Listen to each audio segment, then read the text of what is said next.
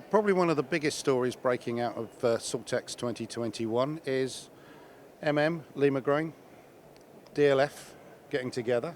So, first off, why has it happened? Derek?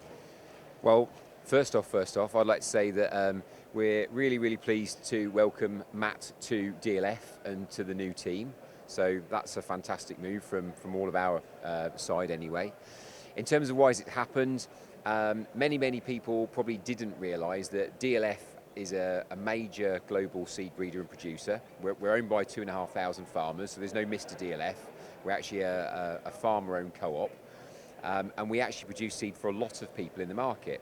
And many years ago now, was it 10, 15 years? 12 years ago. Basically, Lima Grain decided that they were moving their focus from grass seed into their other agricultural crops. And they entered a joint venture with DLF so that DLF would breed and produce seeds for them, and that they would have their own unique portfolio to maintain their grass business, but they would no longer be an actual breeder in their own right.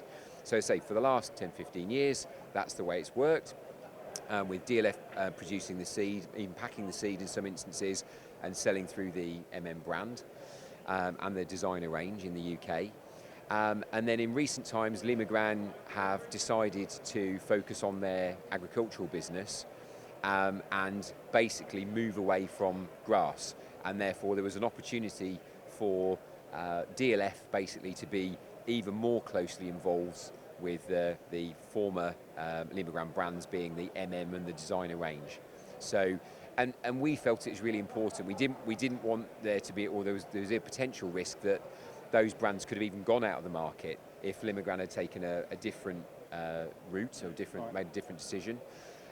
So we felt it was really important. I mean, how many years has been in the market now?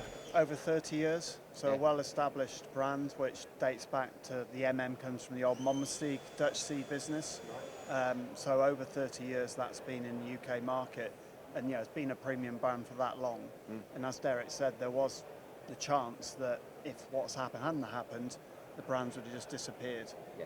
And the history, the famous parts of the brands like MM60, MM50, big mixtures, just disappeared. So, and obviously with the breeding type with DLF that was going on anyway, it was an obvious fit. Once Lima Grain and DLF started talking at high levels of this potential deal, and then I got to hear about it in a bit more detail, it was, well, I think this could be actually a really good thing for the brands, for my brands, and obviously for myself to continue the work that I've been doing for over 22 years now. So how's it going to work now? Because obviously it's two different businesses coming together. What does that mean for Lima Grain as it was? And so the Lima Grain has now disappeared from Amenity. So any Lima Grain association with Amenity grass is now finished. So the Lima Grain brands, and Designer is now part of the DLF stable of brands. And in terms of how it's coming to market, is it exactly the same way? Same routes, same distribution, the same customers, and keeping the distribution routes different from to Johnson's. That's the important thing. Yeah, and we that's why I said at the start, we're really pleased that Matt's been with the company a long time. He's very much the face of and designer in the UK. So there's a massive. When I first came into the industry, was a well-established. I think Monmouth, in fairness, was probably one of our main competitors at the time. So really well-established brands, really good following. A lot of people out there still insist on the So it was just a logical step for us at the end of the day. One of the key things that users might be interested in is that the actual portfolio, each of the brands has its own unique portfolio of varieties. So it doesn't mean that next year or the year after the product's going to be the same, just in a different packet, because I'm sure people will say that. Each of the brands has its own unique breeding program, and they have their own exclusivities of varieties. There might be one or two varieties that we choose to share because they're big volume varieties, but ultimately each brand has its own unique character.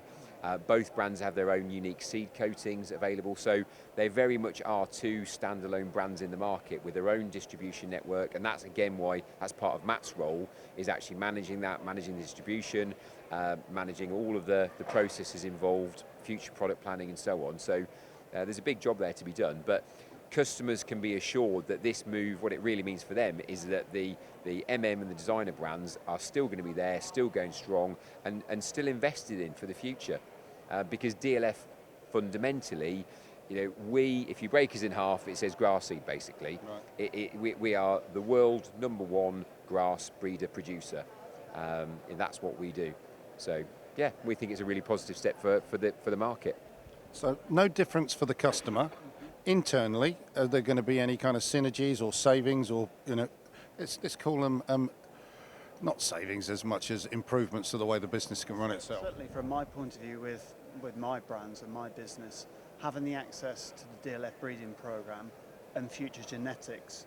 There's a lot of talk at the moment about green and genetics. Genetics in grass seed is really important, and we all know how long it takes to produce a new variety.